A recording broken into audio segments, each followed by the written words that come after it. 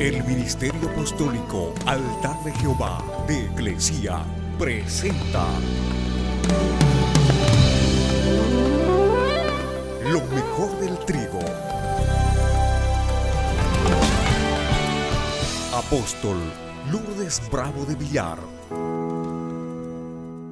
Gálatas capítulo 5 del verso 16 adelante. Digo pues, anden, caminen, marchen en el Espíritu y no satisfagan, no se integren en los deseos de la carne, porque el deseo de la carne es contra el Espíritu y el del Espíritu contra la carne. Y estos dos se oponen, se enfrentan entre sí para que no hagan lo que quieran. Pero si son guiados, encaminados por el Espíritu, no están bajo la ley. Y manifiestas son las obras de la carne, que son adulterio, fornicación, inmundicia, suciedad, lascivia, lujuria, idolatría, hechicería, enemistades, rencores, antipatías, pleitos, juicios, demandas, celos, iras, furias, contiendas, que son riñas, peleas, disensiones, que son discrepancias, herejías, que son apostasías, envidias, rivalidades, asesinatos, borracheras, orgías y cosas semejantes a estas, acerca de las cuales los amonesto, los regaño. Como ya se los he dicho antes, los que practican tales cosas no heredarán el reino de Dios. Cuando una persona entrega su vida a Cristo, tendrá que tomar una decisión diaria para mantenerse en la fe. La decisión para mantenerse en la fe es diaria. Al despertar, va a decidir cómo vivir su nuevo día. La decisión es, ¿voy a vivir en la carne o voy a vivir conforme al Espíritu? Porque la vida cristiana es una lucha constante para elegir la mejor manera de vivir. Podemos ser vencedores o podemos aplazarnos, pero en cualquiera de las elecciones vamos a sufrir las consecuencias. Romanos capítulo 8, verso 1. El mismo Pablo también les escribió a los romanos y les dijo, ahora pues, ninguna condenación hay para los que están en Cristo Jesús. Los que no andan conforme a la carne, sino conforme al Espíritu. La justificación es lo opuesto a la condenación. Dios declara que el pecador arrepentido, Él lo llama justo por haber creído en Él. Y como un pecador no tiene ninguna justicia propia, por lo tanto no puede ser inocente. Sin embargo, Dios declara a los creyentes en Cristo Jesús justos sobre la base de la expiación de Cristo. Y entonces el pecador es justificado mediante la fe en Jesucristo y entonces la gracia de Dios es la causa de nuestra justificación. Romanos 3:24 dice, siendo justificados gratuitamente por su gracia. Nadie pagó para ser justificado. Mediante la redención que es en Cristo Jesús. O sea que ningún individuo puede hacerse justo ante Dios, sin importar lo mucho que lo intente, porque es un pecador. La Biblia lo declara. No hay justo ni aún uno. Romanos 3:10. Por la sencilla razón de que todos pecaron y están destituidos de la gloria de Dios. Romanos 6:23. Entonces, ya que nosotros somos pecadores condenados, dignos de muerte, como un castigo por nuestros pecados, alguien más debe hacer el trabajo de justicia por nosotros. Nosotros no merecemos ni somos dignos siquiera del amor de Dios. La fuente de nuestra relación correcta con Dios es su propia gracia y es gratuita. Entonces, la fundación de nuestra justificación es la obra de Cristo terminada en la cruz. Él pagó nuestra deuda de pecado en su totalidad cuando Él murió por nosotros. Por eso dice, somos justificados por su sangre. Quiere decir, por su sangre Dios nos declara justos. La justificación es un acto de justicia, porque cuando Dios justifica a los pecadores, Él no está declarando a la gente que es mala o que es buena, porque hay pecadores buenos y hay pecadores malos, hay pecadores amables y hay pecadores torpes, pero todos en realidad son pecadores.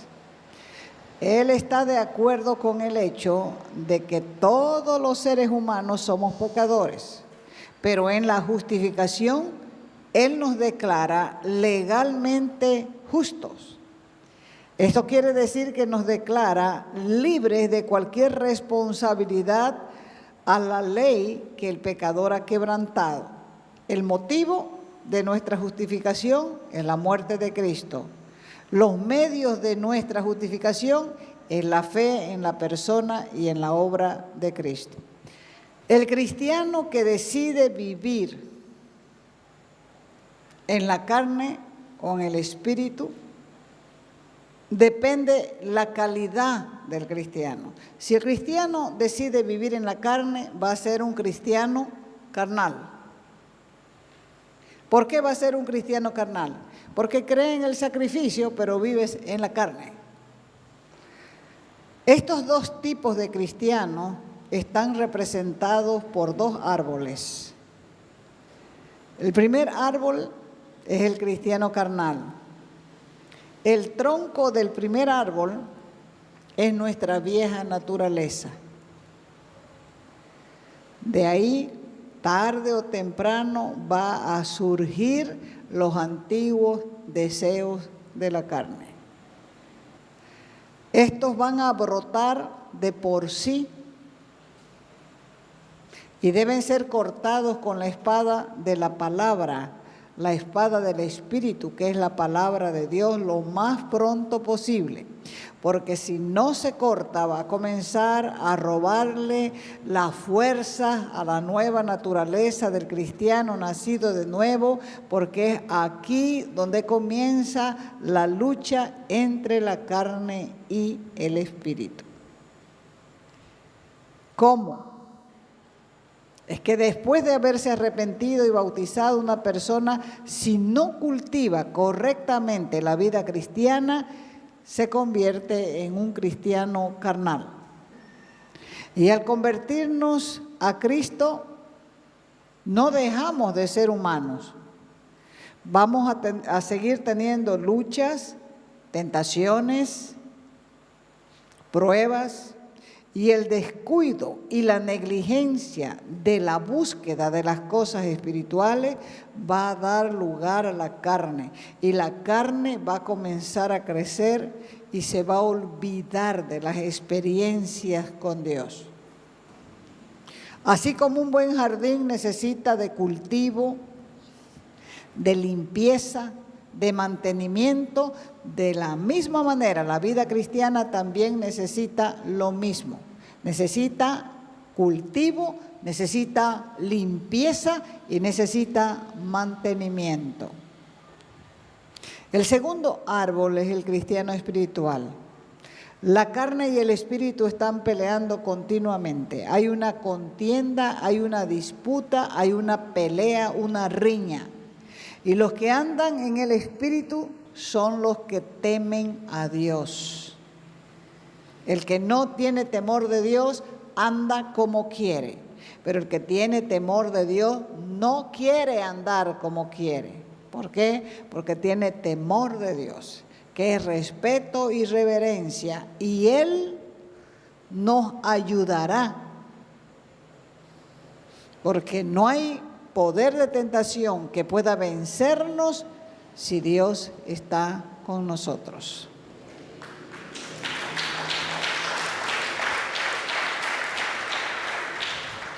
Gálatas en el capítulo 6, del verso 6 adelante, dice: el que es enseñado, el que es educado e instruido en la palabra, haga partícipe de toda buena obra al que lo instruye, al que lo enseña, y no se engañe, no se mientan.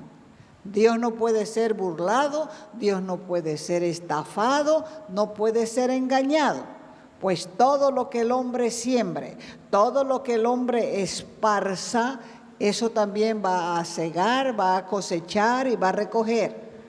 Porque el que siembra para su carne, de la carne va a cosechar corrupción, descomposición. Mas el que siembra para el Espíritu, del Espíritu va a cosechar, va a segar vida eterna. Así que no nos cansemos, no nos molestemos de hacer el bien, porque a su tiempo segaremos, si no desmayamos, si no flaqueamos, si no nos desalentamos.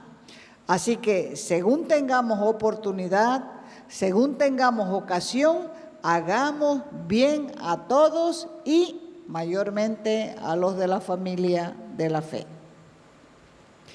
A veces somos tentados para dejar de hacer el bien, pero Dios dice que no desmayemos. ¿Por qué? Porque habrá un tiempo de recompensa, habrá un tiempo de premios y habrá un tiempo de galardones. La comunión con Dios no se compara con ninguna relación humana. ¿Por qué? Porque el Señor es fiel. Él nunca te va a defraudar y lo promete en su palabra. Isaías 41:10. Todos los demás te van a fallar. Todos. Cónyuge, esposa, hijos, nietos, amistades, patrones, empleados, todos te van a fallar. El único que no falla es Dios, porque es el único fiel.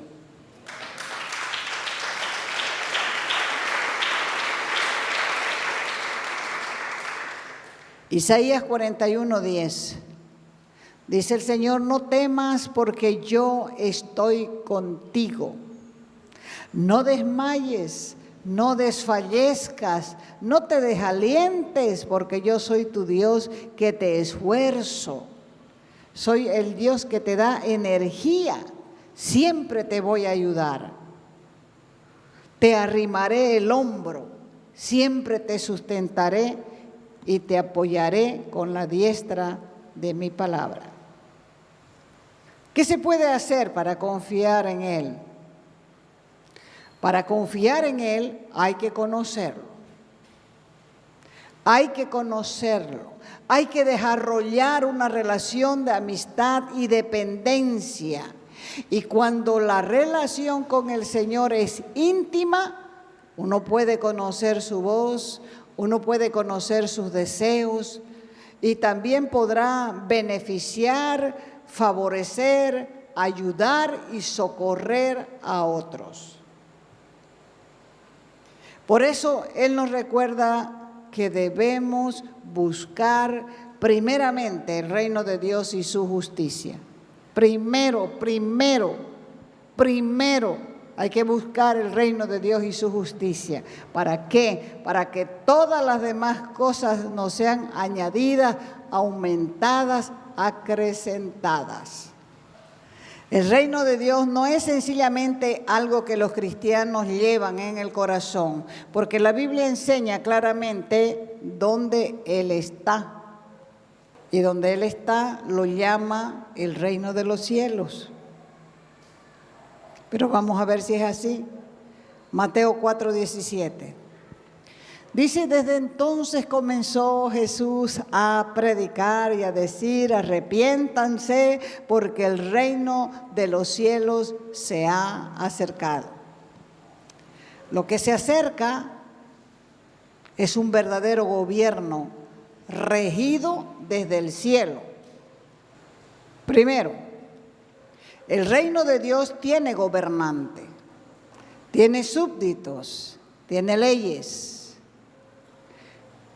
Las leyes con la comisión de hacer que la voluntad de Dios se cumpla en la tierra como en el cielo. 2, no es un gobierno elegido por el pueblo. Dios es quien elige y nombra y da autoridad. 3, Jesús les dijo a sus discípulos fieles, que se convirtieron en apóstoles, que estarían con Él en el reino de los cielos. ¿Para qué? Para que se sienten sobre tronos. Es decir, para que fueran también reyes y gobiernen junto con Él. Entonces, la Biblia no enseña que el reino de los cielos gobierna a través de nuestro corazón. Lo que sí enseña la Biblia es que las buenas nuevas del reino o la palabra del reino pueden y deben influir en nuestro corazón. O sea, que si las leyes del reino no influyen, es porque el gobernante no está gobernando la vida. Recuerden que a medida que los discípulos iban creciendo en el conocimiento de las cosas que Jesús les iba enseñando, ¿qué le dijeron a Jesús? Dura es tu palabra, ¿quién la puede aguantar? ¿Y qué les dijo Jesús? ¿Ustedes también quieren irse? Toda planta que mi Padre no plantó será desarraigada. ¿Cómo? A través de la palabra. La gente no aguanta la palabra. ¿Por qué no aguanta la palabra? Porque no la vive, porque no la guarda, porque no la conoce, porque no la respeta, porque no la ama. Cristo y la palabra son uno. La palabra y Cristo son uno. Entonces hay que cuestionarse, bueno, ¿qué es lo que yo creo? ¿Qué es lo que yo hago? ¿Dónde estoy de ida? ¿Yo mismo me estoy engañando? Mateo 13:19. Y ahí está.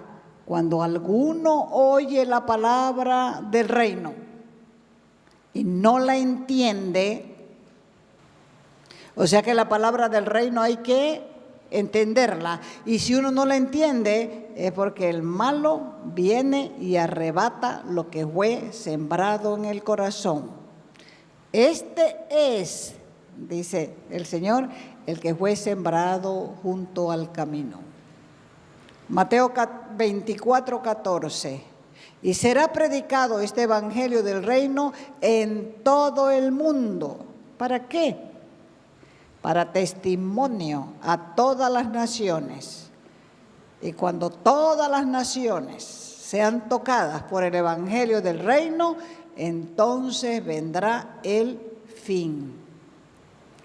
En el reino de Dios está todo lo bueno. Y Dios quiere que seamos bendecidos.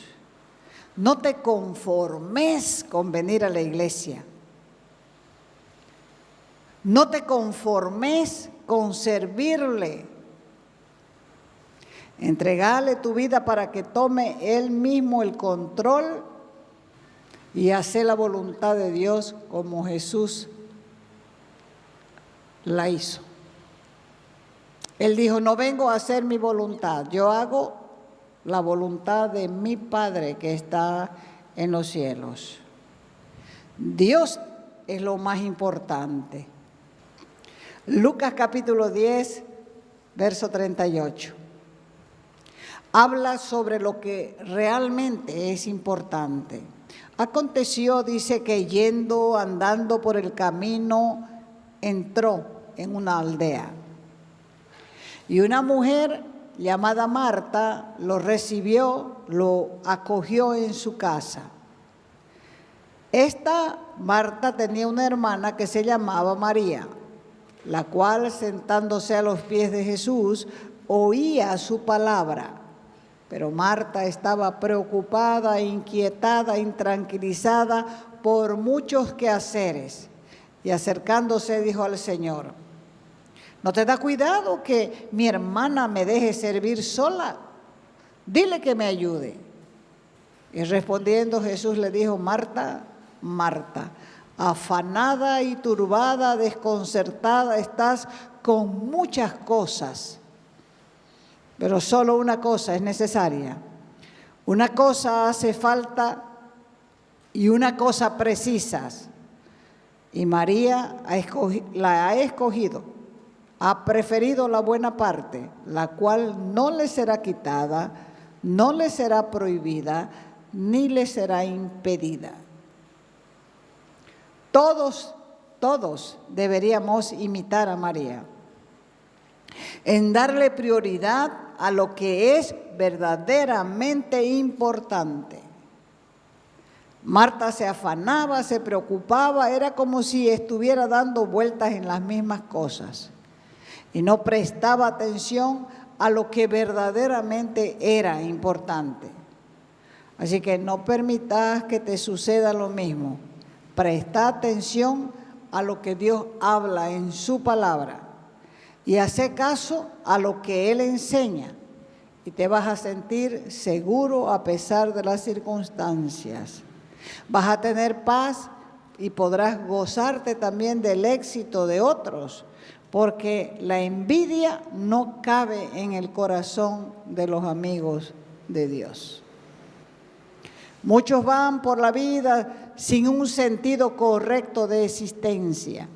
Se levantan, hacen su rutina diaria sin tomar a Dios en cuenta en su vida. No es parte de su rutina. ¿Cuándo es que Dios deja de ser lo más importante en la vida? Cuando poco a poco te vas olvidando de los detalles que Él ha tenido con vos. Cuando poco a poco te vuelves más dependiente de los afanes que de disfrutar lo que ya Dios te dio. Cuando comienzas a quejarte por todo sin darte cuenta que Dios ha sido extremadamente bueno con vos. Cuando comienzas a reclamar algo que Él no tiene la obligación de darte. Cuando dejas que los problemas de la vida te hagan pensar mal de Él. Cuando suceden todas esas cosas es porque ya te olvidaste que es Dios quien te cuida. La prioridad de Jesús era su Padre. Por eso oraba, por eso madrugaba, tarde y noche, y siempre se comunicaba con Él. Y eso es lo mismo que enseñó a sus discípulos. Oraba en el desierto, oraba en los montes, oraba solo, oraba acompañado, pero nunca dejó de comunicarse con Dios. Esa debe ser nuestra prioridad. Si es que Él es lo más importante en tu vida, entonces Tu vida será una delicia constante, porque Él te llenará de paz y su compañía te va a capacitar para hacer cosas más grandes. ¿Cuál es la causa del estado espiritual de tu vida? Del estado espiritual decadente. Dios nos llama a través de su palabra. Job 22, 21 al 22.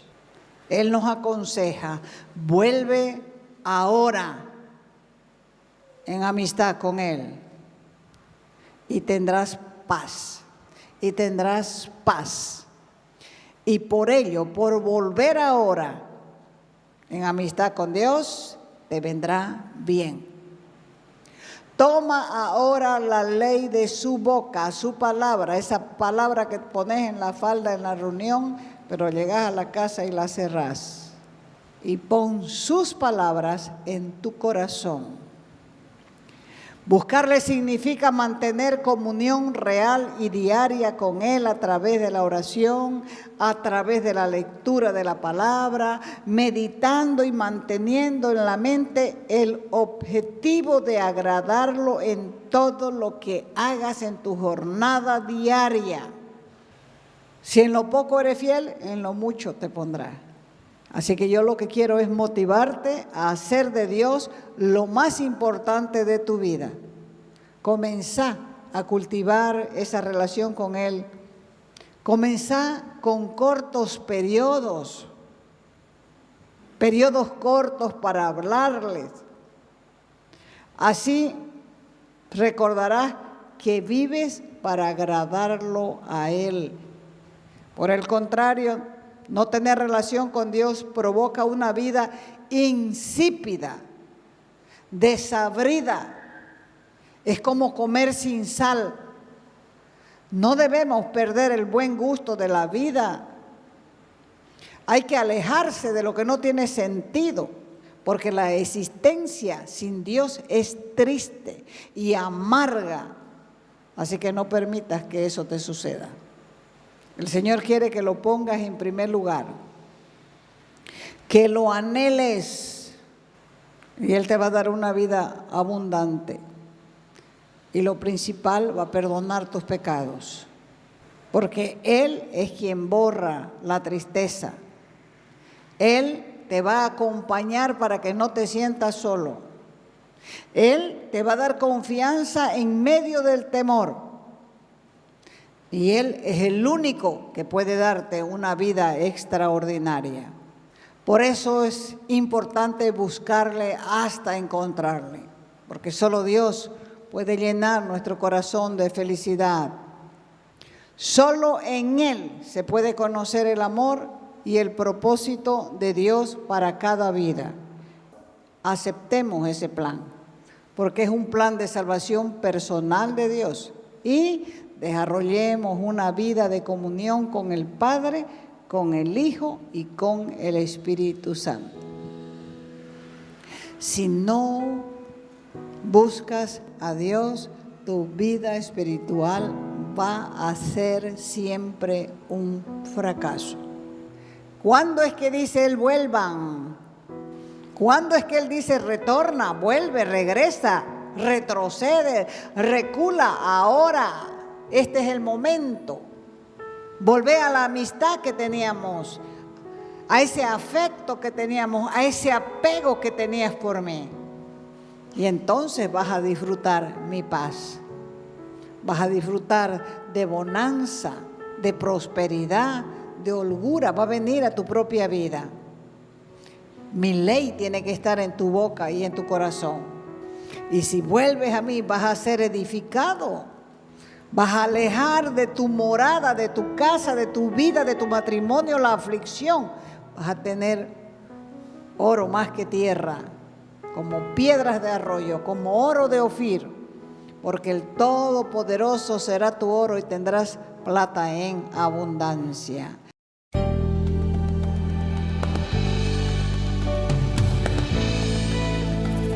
Te invitamos a nuestras conferencias los días viernes, sábados y domingos a las 20 horas. y el domingo a las 10 de la mañana. Calle Nicolás Suárez, esquina Félix Pinto.